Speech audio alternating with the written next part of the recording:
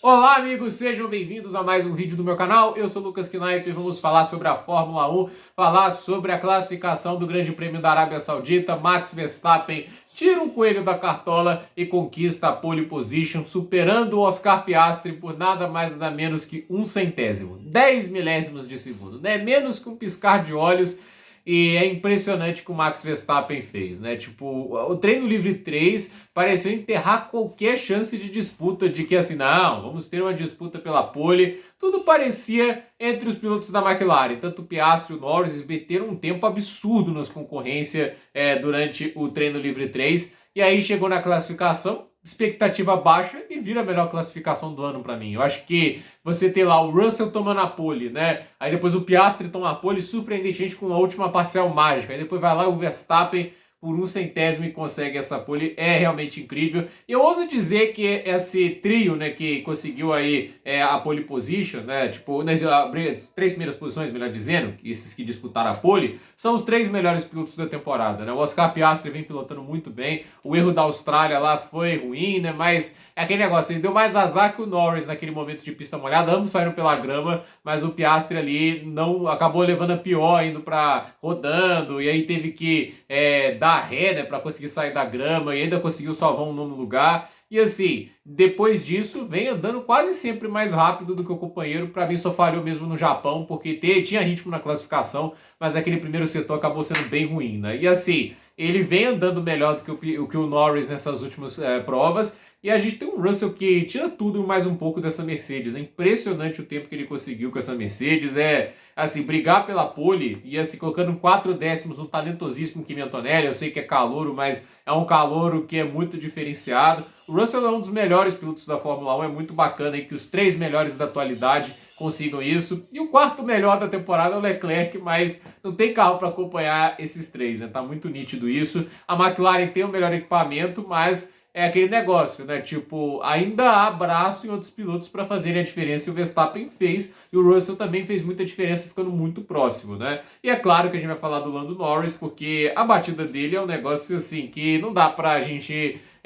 levar a sério esse tipo de situação, né? Tipo, é uma coisa que olha para isso e a gente pensa, esse cara tava lá há pouco tempo atrás criticando o Hamilton, com o carro que ele tem que ganhar todas as corridas. Olha, Norris, olhando para o que a sua McLaren faz, você não tem um carro, assim, padrões de dominância tão diferente do Hamilton. A questão é que o Hamilton era um piloto muito bom, na época vivendo o seu auge, né? Que fazia tudo parecer mais fácil. O piloto faz muita diferença, né? Se fosse um Hamilton daquela temporada aí, talvez ele conseguiria fazer o que você não faz, né, Norris? E aí a gente vê essa batida, esse circuito que é desafiador. Eu vou aqui, antes de começar a falar do Q1, do Q2, Q3, né? Tão legal essa classificação que eu tô aqui 3 minutos só falando um pouco sobre esses detalhes, né? Mas Jeddah é uma das minhas pistas favoritas. Eu sei que quando ela surgiu, houve o rebuliço todo por causa da segurança. De fato, né, é o circuito mais seguro do mundo. É muito rápido, 254 km de média horária à volta e uma pista com os muros muito próximos, mas é um desafio técnico formidável, né? A questão de você ter essas mudanças de direção extremamente rápidas,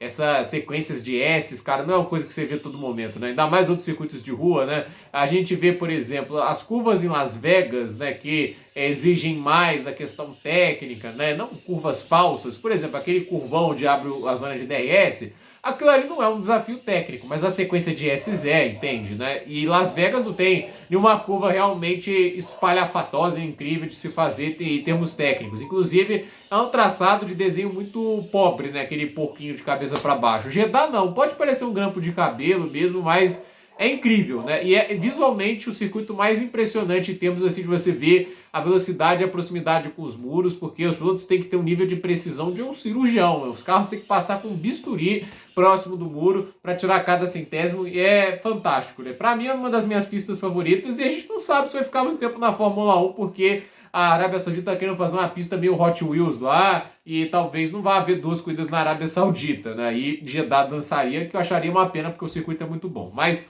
antes de falar da graça, a gente tem que falar da desgraça. No Q1, a gente teve lá a eliminação do Lance Stroll, que, parabéns, se tornou o piloto 75 eliminações do Q1. Ninguém na história da Fórmula 1 foi eliminado tantas vezes na primeira sessão de classificação. É um recorde que exige muito esforço, não talvez o mais positivo deles. Mas é assim, fantástico que esse seja o recorde que Lance Stroll tenha. Eu acho maravilhoso mesmo, acho que condiz muito com ele. O piloto mais vezes eliminado no Q1, superou Kevin Magnussen, mesmo tendo menos corridas do que o piloto dinamarquês, né? Aí a gente teve o Jack Durham ficando em 17º, não fez uma grande volta final, ele começou bem a volta, né? O primeiro setor dele foi excepcional, mas ali o resto da volta ali não foi muito boa, né? E parecia num fim de semana interessante, né? O Nico Hülkenberg em 18º, teve a atualização da Sauber, mas a atualização levou o carro para 18º, né? À frente apenas do Esteban Ocon, que teve uma volta péssima, ficou a meio segundo do seu companheiro, né? O Oliver Behrman, mais de meio segundo, é bem ruim. E o Bortoleto nem se fale, né? Tipo, foi uma classificação bem ruim, ele mesmo não quer tentar colocar desculpas porque não fez o treino livre 2, realmente não foi uma boa classificação. O carro não ajuda, mas é aquele negócio, né? Não se sentiu confortável o suficiente e acabou ali rodando na última tentativa. Uma pena. Vamos ver o que ele faz na corrida, mas esse carro da Sauber não nos dá muita esperança para a luta. Então ficaram de fora. Lance Stroll em 16º, Durham em 17º, Hülkenberg em 18º, Ocon em 19º e Gabriel Bortoleto em 20º. No Q2, a gente teve quase o Hamilton sendo eliminado, né? Tipo, o Hamilton virou um 28,1, né? E o Albon virou um 28,109, ou seja, por 7 milésimos o Hamilton passou para o Q3. E assim, dificuldades enormes em controlar o carro, não estava conseguindo extrair muito tempo dele, né? E assim, ficou de fora o Behrman, não fez lá uma super volta, né? Ficou no 15º tempo. Hadjar em 14º, né? Pior classificação dele com a Racing Bulls, ficou atrás do Liam Lawson. O Fernando Alonso em 13º, leite de pedra com esse carro terrível que a Aston Martin fez. Inclusive, o Alonso ano passado andou na casa de 1,27. Esse carro fez 1,28,3, né? Tipo, o Alonso estava na briga até por um segundo lugar na temporada passada na classificação. Então, andar mais lento, sendo que a gama de pneus esse ano, se não me engano, é mais macia, é um negócio bizarro, né? E não é pouco mais lento, é mais de meio segundo. O Liam Lawson em 12º, o Alexander Albon em 11º, agora sendo superado pelo Carlos Sainz na classificação. Passaram Hamilton, Gasly, Sainz, Tsunoda, Leclerc, Antonelli, Russell, Piastri, Verstappen e Norris, né? E aí no Q3 a gente teve a classificação com o Max Verstappen conseguindo a pole position. Na primeira tentativa, né, a gente teve a batida do Norris, né, que estava... Primeira tentativa, volta de segurança, não precisa arriscar tanto como ele fez. É uma batida boba, né? Passa com o carro por cima da zebra, o carro perde contato com o chão, uma curva tão rápida como essa sem área de escape. O que acontece? Bateu, não é uma batida forte, é uma batida boba. Ele não precisava de tudo isso naquele momento. Na segunda curva, a gente já viu quanto ele foi no limite, mas ali na curva 3, dançou mesmo, bateu, vai largar na 10ª posição. Vai ter que superar o Gasly, que foi o 9º, o Tsunoda em 8º. E dar um detalhe aqui pro Tsunoda legal: 2 Q3 em sequências, mas é isso que ele tem apresentado, 2 Q3 em sequência, né? Eu acho assim, não dá pra falar que o cara tá fazendo melhor do que o Pérez ano passado, primeiro porque a volta do Pérez ano passado foi melhor que esse 28,2 que ele fez. Se não me engano, o Pérez fez um 27,7, né, que daria a 5ª posição, né, que aí sim seria um desempenho de classificação ok, mesmo que a meio segundo do Verstappen. Ele levou 910 milésimos. Se ele tivesse feito até a volta que fez no Q2, que foi até mais rápido aqui, ele fez 27,9, teria ficado em 6º, né? Já seria uma posição melhor, mas ele fez 28,2, né? Então, é aquele negócio, levando o carro até o limite, ele ainda fica muito longe do Max, né? É um carro feito pro Max, eu entendo, né? Mas é aquele negócio, né? Eu não acho que o Pérez era o mal culpado disso tudo, né? Tipo, não é um piloto ruim que é só trocar e substitui, assim, né? Obviamente, trocar, substituir, vai melhorar tudo. Não é assim que funciona. O Lawson prova, o Tsunoda prova. Falar que a culpa era só do Pérez é um absurdo, sério mesmo. Tipo, até porque quem viu a carreira dele antes da Red Bull, seja na Racing Point, na Force India, na Sauber, sabe que é um bom piloto. Então, falar que assim, o piloto estava indo muito mal porque ele é ruim e tudo isso, a gente está vendo aqui, o Tsunoda é ruim. Não acho que é ruim, mas também não é diferenciado. Se a Red Bull quer um cara performando próximo do Verstappen, tem que ser diferenciado, né? O Hamilton em 7º, ele ficou a 5 décimos do Charles Leclerc. O Leclerc virou 27,6, ele virou 28,2. Complicado, né? O Sainz na 6ª posição, baita posição de largada com a Williams. O Kimi Antonelli em 5º, né? Ficou longe do Russell, mas é uma pista complicada, andando de Fórmula 1 pela primeira vez lá, não é nada fácil.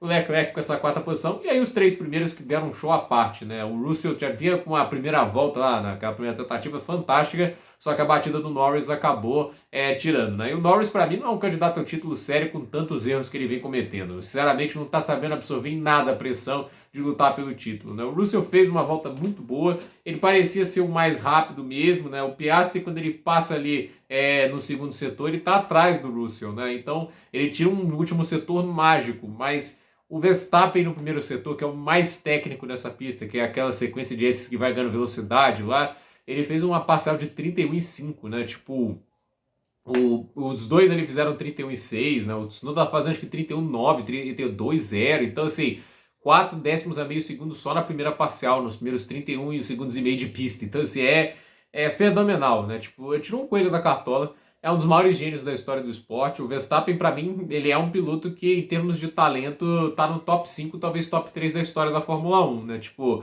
ele é um cara que eu coloco no mesmo panteão de nomes ali como Michael Schumacher, Ayrton Senna, Juan Manuel Fangio, e eu acho que o nome do Max Verstappen, com toda a justiça, entra lá, né? Tipo, é realmente impressionante o que esse cara é capaz de fazer, o quanto que ele tira desempenho desse carro. Não é o melhor carro. Não é um carro ruim também. Eu não vou ser também o cara que fala que o carro é um trator, porque eu acho assim, né? Há limite para tudo que o piloto pode fazer, né? Mas só dá o carro minimamente na mão dele, olha o que ele consegue tirar. É incrível. Esse 27,2 aqui é uma das voltas mais incríveis que eu vi na Fórmula 1. Para mim, essa pole foi mais impressionante do que a do Japão. Então, grande classificação do Verstappen, Piastri um centésimo atrás. Eu acho que o segundo setor foi onde ele perdeu a pole, né? Ele não fez um bom segundo setor, mas vamos ver o que ele faz amanhã na corrida. Eu acho que o favoritismo ainda é do Piastri, eu acho a McLaren ainda melhor carro, mas a questão é, o Piastri tem tudo para sair do campeonato, porque o tempo que o Norris vai perder lá no meio do pelotão, tentando superar esses carros, vai ser decisivo. E aí aquele negócio, né? Andando num trânsito, preso, o Norris vai perder bastante tempo e o Piastri pode usar isso para abrir a vantagem e quem sabe garantir, mesmo que seja um segundo lugar, mas a posição que dá a ele a liderança do campeonato. Então, a ver o que vai acontecer. Jeddah é uma pista que permite ultrapassagens, tem bons pontos de ultrapassagem, a freada da curva 1 e a freada da curva 27. Óbvio que assim, você passa na 27, você pode tomar um troco na 1, porque a zona de DRS vem logo em sequência, né? Mas, de qualquer jeito, há bons pontos de ultrapassagem, há oportunidades a serem exploradas, e aquele negócio, né? A estratégia vai ser importante, a gama de pneus mais macia, embora não acho que isso vai mudar a história de ser uma corrida de uma parada, mas o momento que você parar pode ser muito importante, talvez prolongando a parada e dando com pneus mais novos no final, pode fazer a diferença para conseguir a vitória. Então, fantástica a pole de Max Verstappen, Piastri larga em segundo, Russell em terceiro, os 3 melhores do campeonato largam juntos ali na disputa pela vitória, a ver como vai estar o ritmo de cada um. A McLaren não deu chance à Mercedes no fim de semana passado no Bahrein. Vamos ver o que acontece agora em Jeddah, uma pista muito diferente, muitas curvas de alta velocidade. Vamos ver também o gerenciamento de desgaste de pneus das 3 equipes para decidir quem leva o caneco de vencedor da próxima corrida. Então, gente, por esse vídeo é isso. Dúvida nos comentários, deixe seu like, se inscreva no canal, compartilhe esse vídeo e até o próximo vídeo.